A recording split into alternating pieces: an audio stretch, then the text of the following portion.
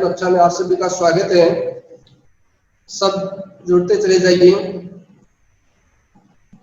सब समय हो गया है, सब मीटिंग ज्वाइन कर लें।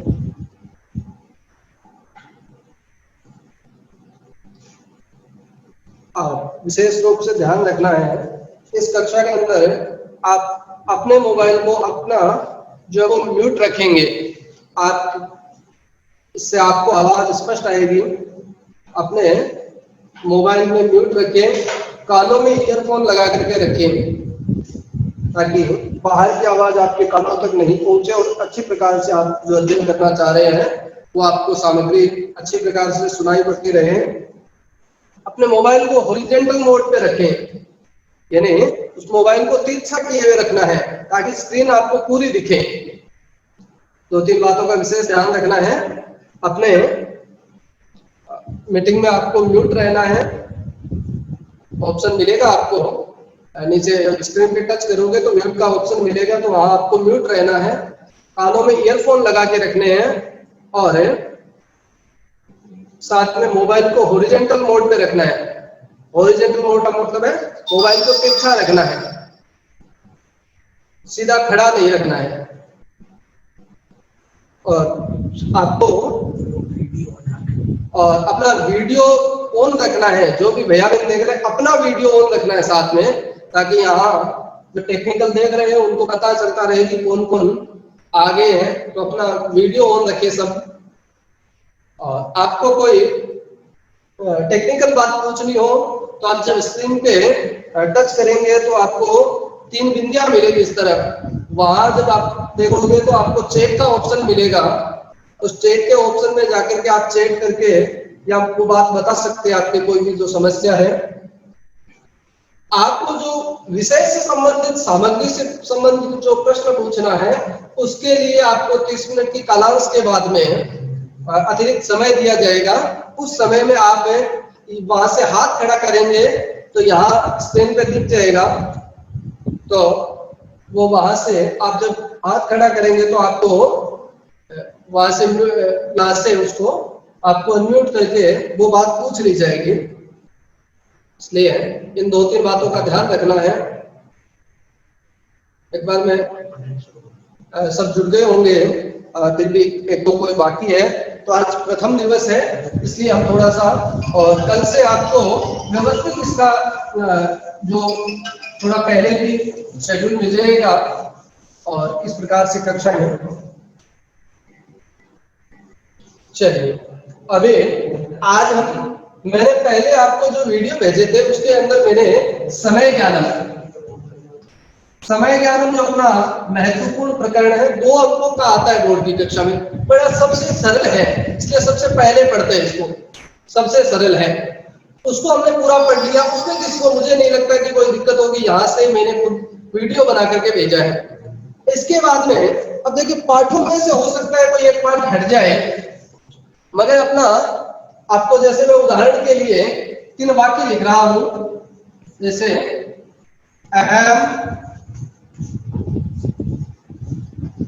पुस्तकम पठती, अहम पुस्तकम पठती, ये वाक्य लिखा मैंने। 3 अंकों का जो आता है 3 अशुद्ध वाक्य आएंगे, उसके लिए मैं बात कर रहा हूं। दूसरा जो है त्रयः बालिकाः गच्छन्ति, त्रयः बालिकाः गच्छन्ति। तीसरा जो वाक्य है जो मैंने लिखा गुरु नमः। इस प्रकार से मैंने उदाहरण के रूप में आपके सामने 3 वाक्य लिखे हैं और ये तीनों ही वाक्य जो है वो क्या है, अशुद्ध, यानी इनके अंदर कोई ना कोई शुद्धता की कमी है। अब देखें तो ये तीनों के लिए हम अलग अलग प्रकरण पढ़ेंगे। जैसे ये पहला अशुद्धि संशोधन है, इसमें हम देखेंगे तो अहम ये करता है और इसके अनुसार पठानी क्रिया होनी चाहिए थी। किस कर्ता के साथ कौन सी क्रिया हो, पहला एक प्रकार का यह अशुद्धि का आएगा, यानी इस प्रकार की अशुद्धि आएगी, उसको शुद्ध करना रहेगा।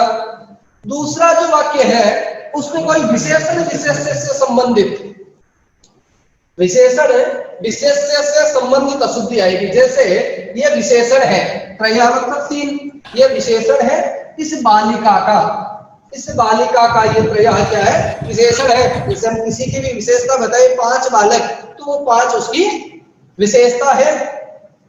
अस्तु, लेकिन यहाँ पर ये बालिका शब्द स्त्रीलिंग है और ये त्रयः मैंने पुल्लिंग में लिख दिया, इसलिए ये वाक्य क्या है, गलत है। तो ये दूसरे प्रकार की अशुद्धि है। और तीसरे प्रकार की जो अशुद्धि मैंने लिखी है वो कारक या उपपद विभक्ति से संबंधित है। हमने कारक के अंदर कुछ पढ़ा है, जैसे नमः के योग में कौन सी विभक्ति आती है, आप कहेंगे चतुर्थी विभक्ति। हमने पढ़ा है, अष्टमी में पढ़ा है, नवमी में पढ़ा है, नमः के योग में चतुर्थी विभक्ति आती है जिसको नमस्कार किया जाता है। अब यहाँ पर गुरु में द्वितीय विभक्ति है, तो ये भी वाक्य अशुद्ध है। तो ये आएगा, यानी एक तो आएगा कारक प्रकरण में से अशुद्धि संशोधन, एक आएगा विशेषण विशेष्य से संबंधित अशुद्धि संशोधन, और एक आएगा कर्ता और क्रियानुमति से संबंधित, यानी कर्ता किस कर्ता के साथ कौन सी क्रिया होनी चाहिए इससे संबंधित। आज हम इस पहले प्रकार का अध्ययन करेंगे। अस्तु, चलिए इस पहले प्रकार के लिए अब हम हेडिंग लगा लेंगे, शुरू करेंगे अशुद्धि संशोधनम।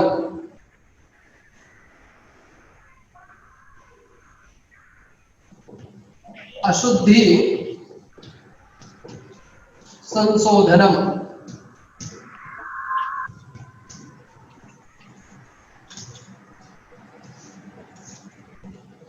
जो वाक्य के अंदर है अशुद्धि है उसका शोधन करना। इसके लिए हम बड़ी सरलता से एक सारणी बनाएंगे ताकि अपने पास एक जो पहला वाक्य है उसको शुद्ध करने का नियम आ जाए स्पष्ट रूप से। इधर है, मैं एक सारणी बना रहा हूं।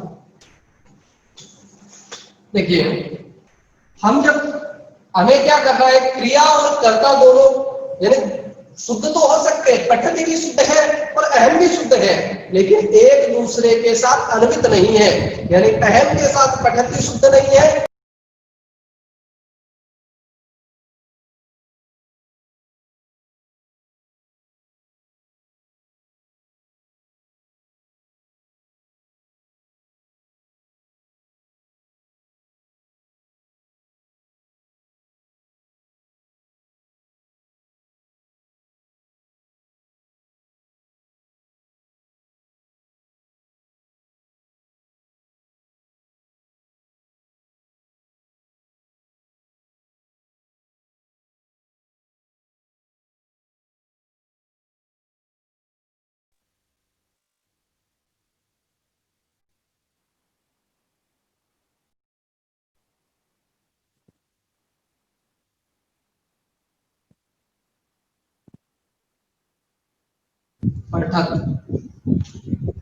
यहाँ बहुत सावधानी से ध्यान रखना है, यहाँ विसर्ग है और यहाँ विसर्ग नहीं है। ये भी अपने आप में, यानी इसके स्थान पर एक विसर्ग की भी जो है वो बहुत बड़ी गलती हो सकती है। और ये अपना उत्तम पुरुष, पठामी, पठाव, पठाम, पठामी, पठावह, पठाम। अब देखिए, हम इनको अंक दे देते एक बार। ये 1 नंबर है, ये 2 नंबर है, ये 3 नंबर है, ये 4 नंबर है, ये 5 नंबर है, ये 6 नंबर है, ये 7 नंबर है, ये 8 नंबर है और ये 9 नंबर है। यहां तक हमने इनको 9 अंक दे दिए। ठीक है, अब इधर ये तो क्या है, क्रिया रूप की सारणी। क्रिया रूप, भाई किसी भी धातु को हम क्या कहते हैं, क्रिया कहते हैं, तो ये उस क्रिया से संबंधित सारणी है। इस तरफ हम एक कर्ता रूप की सारणी बनाते हैं। हमने यही तो बात की कि इस कर्ता के साथ ये क्रिया शुद्ध नहीं है। भाई पठती क्रिया बनती तो है, लेकिन वो अहम के साथ शुद्ध नहीं है। तो पठति किसके साथ, किस कर्ता के साथ शुद्ध होगी, और अहम के साथ इनमें से कौन आएगा ये पढ़ने के लिए। तो इधर हम लिख देते हैं कर्ता। इन 9 के लिए वापस एक सारणी बनाते हैं।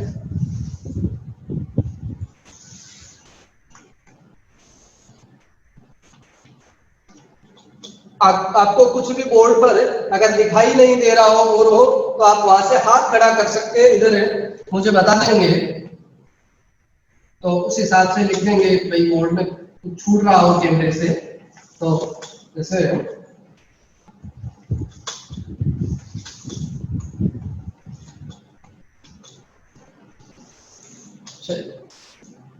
इसमें भी वापस 3 हो जाएगा, एक वचन, द्विवचन और ये बहुवचन। चलिए, एक वचन, द्विवचन और बहुवचन। अब देखिए इसमें भी पुरुष ना देते हैं हम, कर्ताओं के पुरुष यानी इसके अनुसार लगेंगे, इसलिए प्रथम पुरुष, ये मध्यम, ये उत्तम। अब हम ऊपर से शुरू नहीं करेंगे, इधर नीचे से शुरू करेंगे। देखिए इसको, जैसे ये पठामी है, ये 7 नंबर है, तो ये जो सारणी का डब्बा बना हुआ है ये 7 नंबर का है ना। 7 नंबर में हम क्या बोल रहे हैं, चलिए इस पे लिखते हैं अहम। क्या लिखा, अहम। इसका मतलब क्या होगा, ये 7 नंबर वाला 7 नंबर यानी अहम के साथ तो क्या आएगा, पठामी, और पठामी के साथ क्या आएगा, अहम। यानी अहम जहां पर है वहां पर पठामी नहीं है। इनमें से जो बाकी 8 है उनमें से कोई भी होगा तो गलत हो जाएगा, और जहां पर पठामी है वहां अहम के अतिरिक्त कुछ होगा करता तो गलत हो जाएगा। ठीक है, ये जो है उसमें लिखते हैं अहम, आवाम।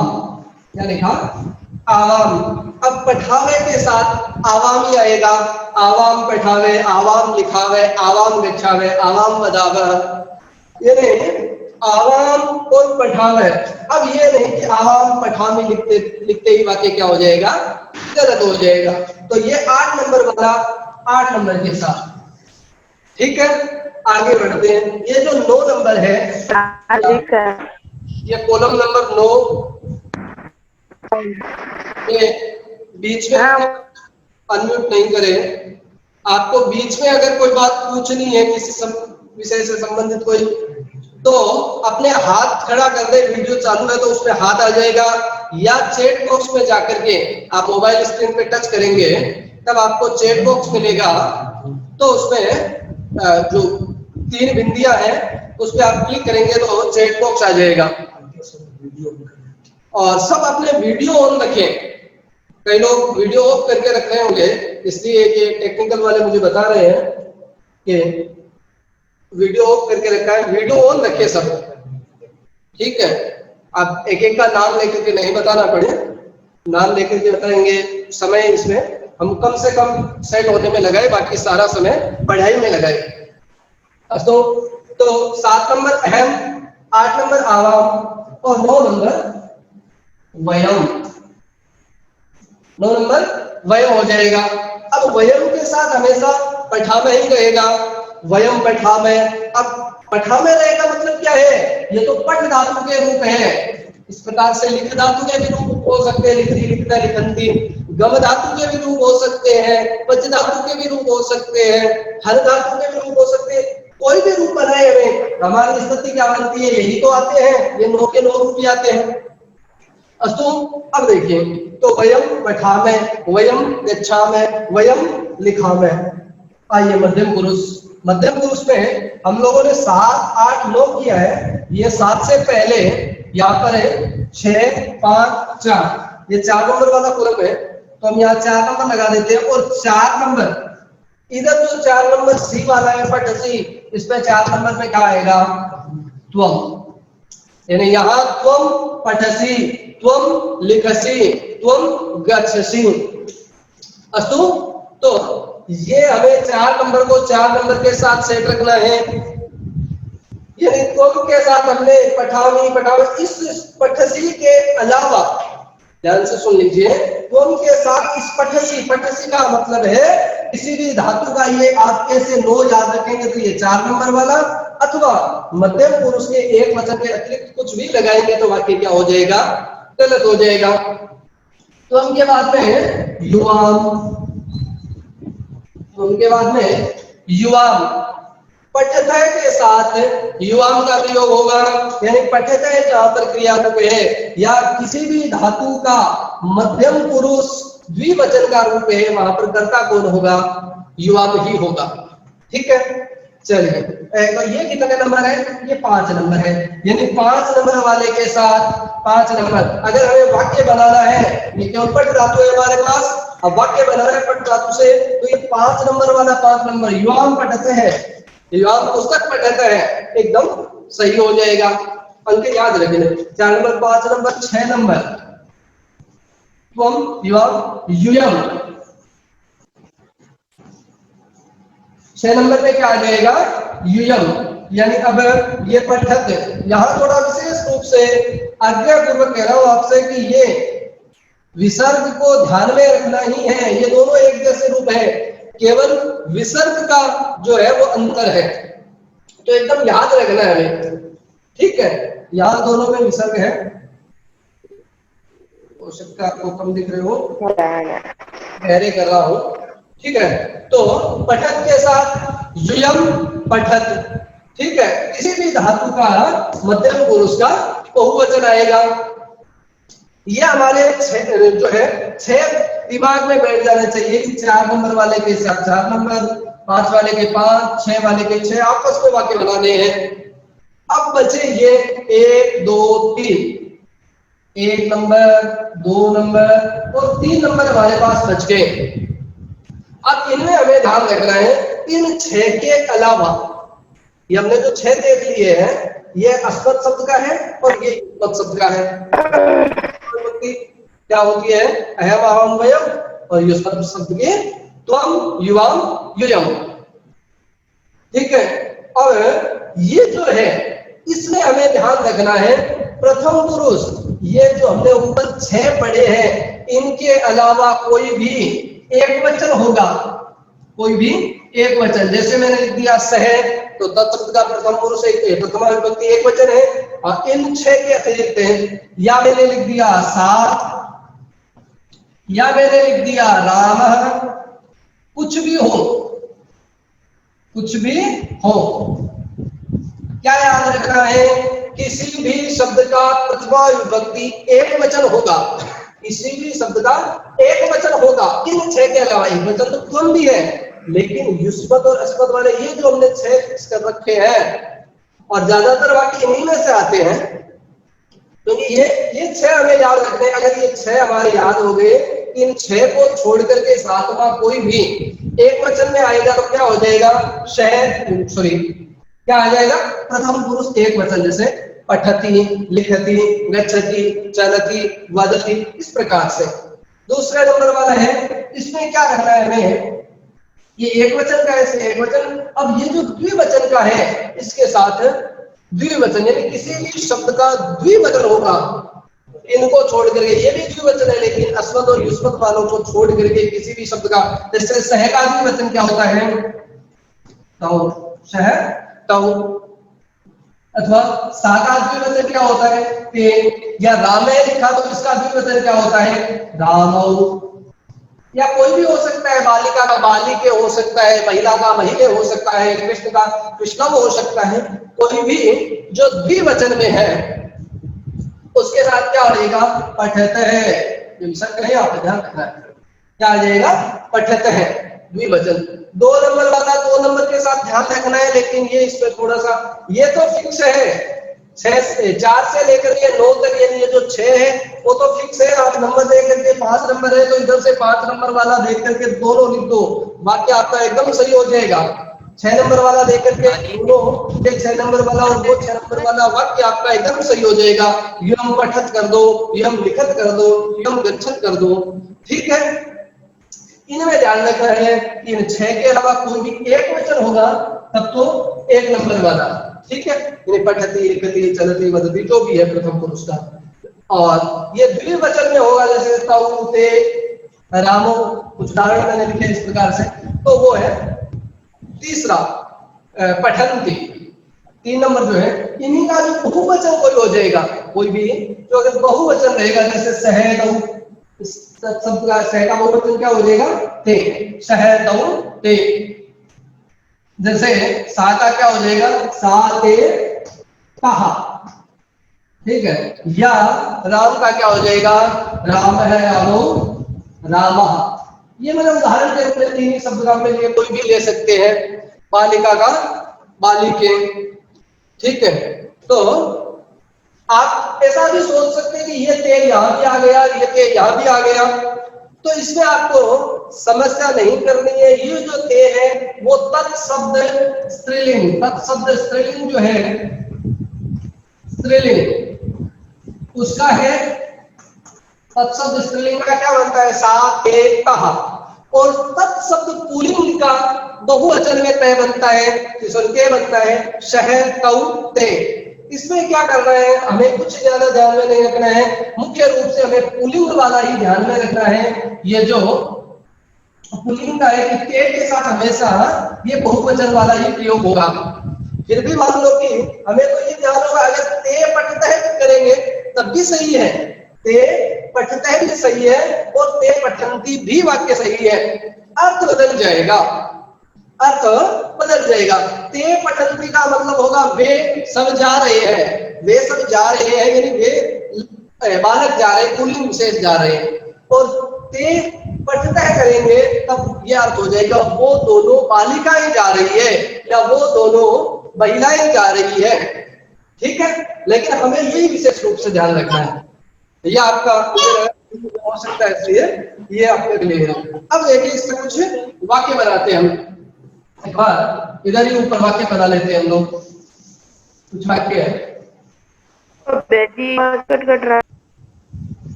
अजय, बीच में आपको अनम्यूट नहीं होना है, आप केवल हाथ ऊपर कर दीजिए, तब आपको या चैट में जाकर के बता दीजिए। एक बार हाथ ऊपर कर रहे हैं क्या कोई? ठीक ठीक है, वो देख लेंगे। अब देखिए आप जैसे आप नीचे से इधर वाला 7 नंबर 8 नंबर वालों से इसी से शुरू करेंगे। जैसे वाक्य है त्वम, त्वम लिखा मैंने, त्वम लिखते ही आपके ध्यान में आ जाना चाहिए पठसी। अब पठसी क्यों लिखे, लिखना भी हो सकता है, त्वम लिखसी।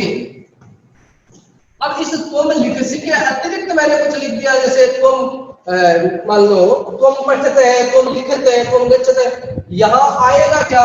केवल लिखसी, ठीक है। लिखसी के साथ त्वम के अतिरिक्त नहीं आ सकता, और त्वम के साथ लिखसी के। लिखसी का अर्थ क्या है? लिखसी का अर्थ है मध्यम पुरुष एक वचन। वो लिख धातु का भी हो सकता है, पठ धातु का भी हो सकता है, गम धातु का भी हो सकता है। बात समझ में आती होगी आपके। चलिए, जैसे पहला जो मैंने वाक्य लिखा था अहम पठती वाला, उसमें मैं लिखता हूँ वाक्य अहम। अब आप देखिए अहम कितने नंबर है, इधर देखिए 7 नंबर। ये 7 नंबर पर मैंने यहाँ लिखा है, जैसे क्रिया रूप में 7 नंबर पर देखिए क्या बनता है? पठामी, यानी पठामी। या दूसरी कोई धातु मान लो गम धातु है तो गच्छामी, पठ धातु है तो पठामी, अस्तु लिख धातु है तो लिखामी। इसका वाक्य क्या बन जाएगा? अहम पठामी, अहम पठामी। चलिए ये अभी एक बार इसको रहने देते हैं ताकि आपको अंक दिखते रहे। ये अपने को अंकों के हिसाब से, क्योंकि धातु भी याद है, और ये हमें केवल ध्यान में करना है कि 4 वाली लाइन पूरी त्वम यम यम, और ये 4 वाली पूरी लाइन अहम आवाम वयम। चलिए तीसरा वाक्य जैसे हम लोग लिखते हैं, जैसे मैंने लिखा आवाम। अच्छा, इनका अर्थ भी बता देता हूं एक बार। ऊपर वाले में सह का मतलब वह, सा का मतलब भी वह, ये स्त्रीलिंग है। राम है का मतलब राम, तो यानी वे दोनों, ते का मतलब भी वे दोनों बालिकाएं, यानी स्त्रीलिंग दोनों, रामो यानी दो राम, ठीक है। ते यानी इसी तरह का बहुवचन वे सब, कहा यानी वे सब बालिकाएं, रामा यानी बहुत सारे राम। तो यानी कि एक उदाहरण के रूप में राम बहुत सारे नहीं होंगे, लेकिन कईयों के नाम भी हो सकते हैं। त्वम, त्वम का मतलब होता है तुम, युवान का मतलब होता है तुम दोनों। अब यहाँ पर एक बात और स्पष्ट कर देता हूं आपको, हिंदी में लिखना पड़ता है तुम दोनों पढ़ते हो, पढ़ते हो, तुम दोनों पढ़ते हो, ऐसा लिखते हैं हम, तुम दोनों पढ़ते हो। यहां पर हिंदी में क्योंकि द्विवचन होता नहीं, तो द्विवचन की कर्ता क्रिया नहीं होते, लेकिन अपने पास क्या है, द्विवचन का कर्ता भी है और द्विवचन की क्रिया भी है, इसलिए तुम दोनों को क्या कहेंगे, युवाम। तो युवाम हो जाएगा। युवाम कहते ही दोनों के लिए कोई शब्द का प्रयोग करने की आवश्यकता नहीं है, युवाम कहते ही इसका अर्थ क्या हो जाएगा, तुम दोनों, क्योंकि द्विवचन में बनता है। अब पढ़ने को क्या कहेंगे, पढ़ना, तो पढ़ती पढ़ते सभी पढ़ना है, लेकिन क्या हो जाएगा यहाँ पर, पठन, क्योंकि युवाम के साथ क्या आएगा, 5 नंबर के साथ 5 नंबर। 5 समझ में आ रही है, युवाम पठक है, ठीक है। ऐसे ही हाँ, तो मैंने ये लिखाया, आवाम लिखा था, आवाम देखो इधर आवाम 8 नंबर में है, और तो 8 नंबर की क्रिया क्या है, पठामह। अब दूसरे रूप में ये हो सकती है, लिखामह भी हो सकती है, चलामह भी हो सकती है, गच्छावह, सॉरी गच्छावह भी हो सकती है, लिखावह भी हो सकती है, चलावह भी हो सकती है, वदावह भी हो सकती है, ठीक है। तो ये कोई भी क्रिया हो, क्या हो जाएगा, वह वाला रूप है। 8 नंबर से उस क्रिया का जो रूप बनता है पठावह, तो आवाम पठावह, पठावह नहीं, आवाम पठावह, यानी हम दोनों पढ़ते हैं। आवाम के साथ क्या आ जाएगा, पठावह, या पठावे के साथ क्या आ जाएगा, आवाम, ठीक है। ऐसे ही किसी भी क्रिया रूप को हम लग सकते हैं। आगे देख लीजिए, वयम के साथ, और वयम, ये वयम का मैंने वाक्य लिखा, तो वयम क्या है, 9 नंबर, इधर 9 नंबर वाले में देख लीजिए आप, क्या है, पठामह, तो आप पठामह, लिखामह, चलामह, वदामह, गच्छामह, इनमें से कुछ भी आप लिख सकते हैं। तो यानी होना चाहिए, ये 9 नंबर पर जो रूप बनता है क्या हो जाएगा, पठामह। इसके साथ ये रहेगा, इतनी बात हमें ध्यान में रखनी है। आए अब इसको मैं थोड़ा साफ कर लेता हूँ। जी आवाज साफ नहीं आ रही, थोड़ा सा ईयरफोन लगा के रखो आप, आवाज स्पष्ट आएगी आपको। ईयरफोन इसको मैं मिटा रहा हूं, और कुछ वाक्यों का अभ्यास करते हैं हम। आपने वो सारणी लिख ली होगी, और नहीं तो आपको वो सारणी आती है, पट धातु के रूप सबको आते हैं, इसलिए वो आप लिख सकते हैं। बाकी उसको व्यवस्थित रूप से लिखवा देंगे, लिखवाने का समय नहीं है, समय ज्यादा नहीं लगेगा लिखवाने में, लेकिन इसको अच्छी प्रकार से समझना एक प्रश्न है। आगे जैसे मैंने 5वां वाक्य लिखा, जैसे मैंने वाक्य लिखा, अब मैं कुछ अशुद्ध वाक्य लिख करके आपको बता रहा हूं। अहम पठति, कुछ अशुद्ध वाक्य लिख रहा हूं।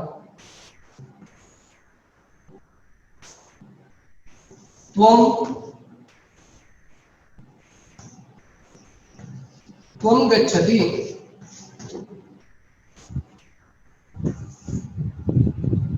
त्वं गच्छावः,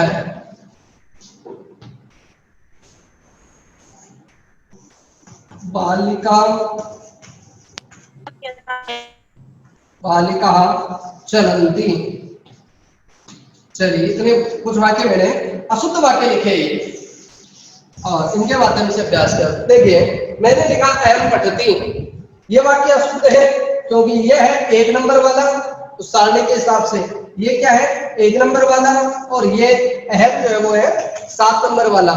यानी आपस में 7 नंबर के साथ 7 नंबर होना चाहिए, 1 नंबर वाला मतलब कोई भी एक वचन वाला होना चाहिए, 1 नंबर के साथ होना चाहिए।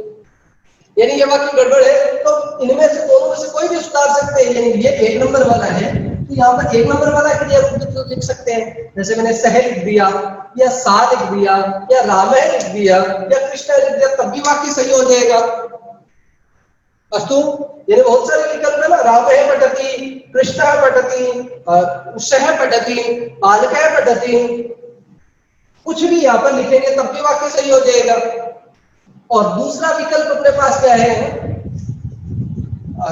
इसको हटा करके हम सही कर दें तो अहम के साथ क्या आएगा, 7 नंबर के साथ 7 नंबर पठामी क्या आएगा, मी वाला आएगा।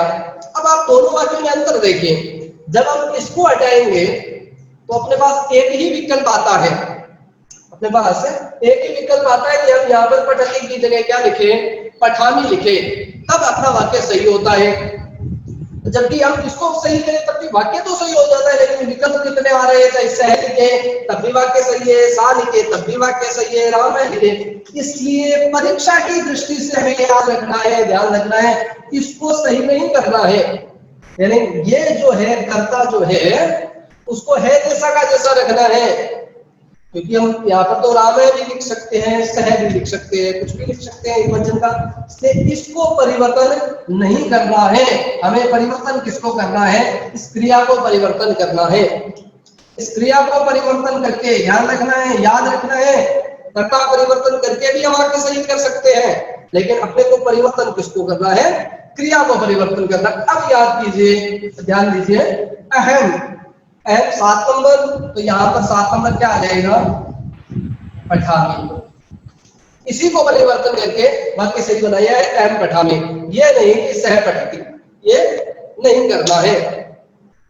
अस्तो आगे त्वम गच्छति, वही स्थिति है, यहाँ गच्छति के साथ भी वाक्य सही कर सकते हैं हम, सह गच्छति, सा गच्छति, राम गच्छति, या दूसरी स्थिति में, क्योंकि ये त्वम तो कितना 4 नंबर का है तो ये 1 नंबर का है, दोनों सारणियों का आपस में मेल नहीं हो रहा है, ये 1 नंबर का, ये 4 नंबर का, इसलिए या तो 4 नंबर के साथ 4 नंबर वाली क्रिया लाए या इस 1 नंबर के साथ 1 नंबर वाला कर्ता लाए। इसलिए अब ऊपर वाली बात याद रखनी है कि हमें कर्ता को छेड़ना ही नहीं है, वो है वैसा का वैसा रखना है, कर्ता को बिल्कुल भी नहीं छेड़ना है, हमें क्रिया को बदलना है। तो अब ये क्रिया यहाँ पर इसके हिसाब से गलत है, इसको कटना हो और तुम के साथ क्या आ जाएगी, अब गम धातु की क्रिया आएगी तो क्या आ जाएगी, गच्छसि, क्या आ जाएगी, गच्छसि आ जाएगी। आ रही बात समझ में? आगे चलिए, अगला जो वाक्य है, त्वम, ये ऊपर अनुस्वार है, त्वम गच्छावः, ये भी ऐसी स्थिति है, ये त्वम 4 नंबर का और गच्छावः, गच्छामि, गच्छावः, गच्छामः, तो ये गच्छावः है, इसमें 4 नंबर में सेट नहीं हो रहा है, तो हम क्या करेंगे, इस कर्ता को यही रखेंगे और इस गच्छावः की जगह क्या करेंगे, गच्छसि, इसी को बदलना है, ये नहीं कि क्रिया को बदलना है, ठीक है। बालिकाः चलन्ति, बालिकाः चलन्ति, ये वाक्य एकदम क्या है, सही है, क्योंकि बालिका बहुवचन है, जैसे बालिका, बालिके, बालिकाः और चलन्ति, ये इसके साथ क्रिया रूप है, ठीक है। अब इसको हम कल पूरा व्यवस्थित रूप से पढ़ेंगे। ये सारणी आप लोग स्क्रीनशॉट ले सकते हैं, ये सारणी आपको लिखनी है, बाकी वो जो है वो सारणी आप सबको आती है, इसको हम कल व्यवस्थित रूप से लिख लेंगे और कल के लिए आपको शेड्यूल भी व्हाट्सएप से भेज देंगे। अभी आज के लिए मीटिंग सेशन 5 मिनट का रहा है, तो एक बार मैं भाई साहब से निवेदन करूंगा कि थोड़ा सा सबको, नहीं, जिसको कुछ बात कहनी हो वो अपने आप को अनम्यूट करके बात कह सकता है, लेकिन एक एक करके हाथ खड़ा करेंगे तो जहां से अनम्यूट कर देंगे उसको,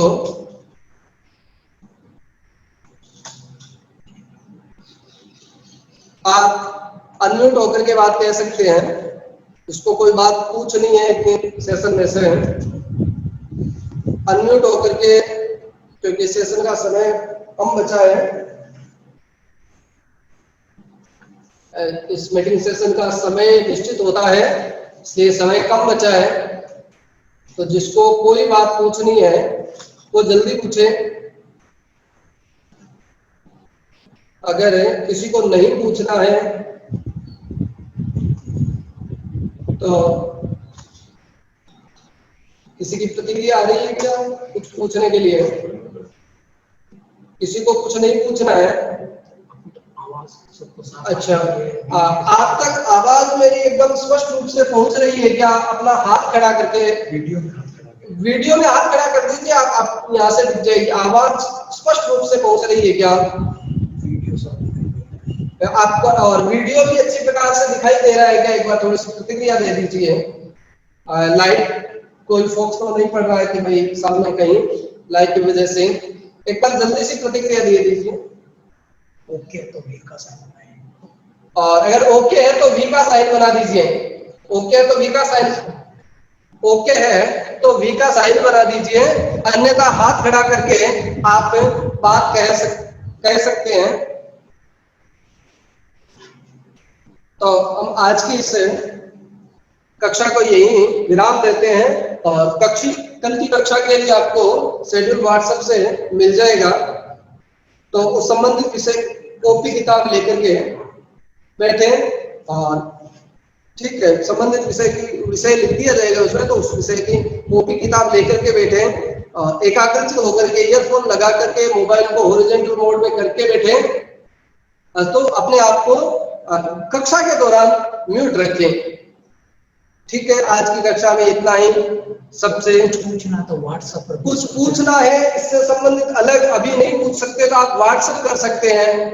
अपना जो ग्रुप है उसमें नंबर दिए हुए, आप व्हाट्सएप कर सकते हैं।